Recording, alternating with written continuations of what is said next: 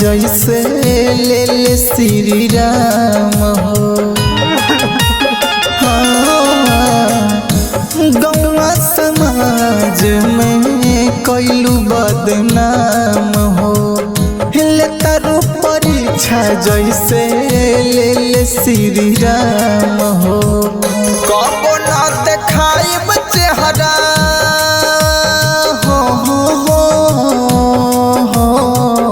कबो ना देखाइब चेहरा सच कहतानी तू आबाद रह बर्बाद ठीक बनी तू आबाद रह बर्बाद ठीक बनी।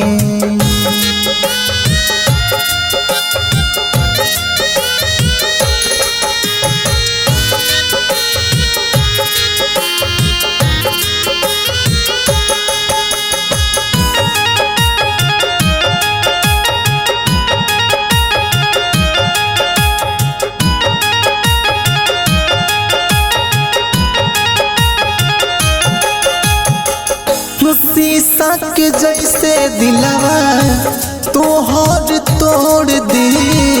हमारा के छोड़लू एक दिन हो तोरा छोड़ दे।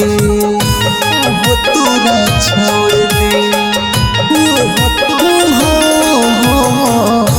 शीशा के जैसे दिलवा तोहर तोड़ दे।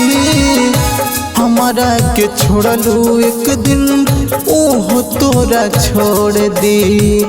धीरे धीरे तोहरा के हम भुला जाइब रानी तू आबाद रह बर्बाद ठीक बानी तू आबाद रह बर्बाद ठीक बानी।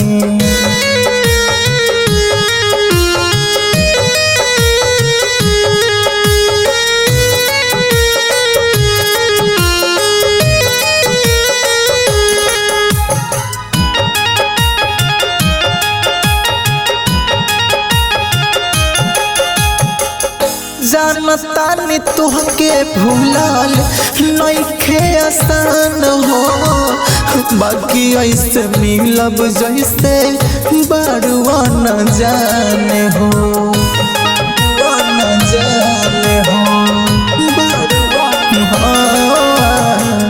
जानतानी तुहके भूलाल नइखे आसान हो।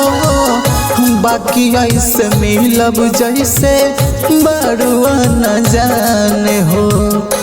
राधे नितिन अपना दी परेशानी तू आबाद रह बर्बाद ठीक बनी तू आबाद रह बर्बाद ठीक बनी।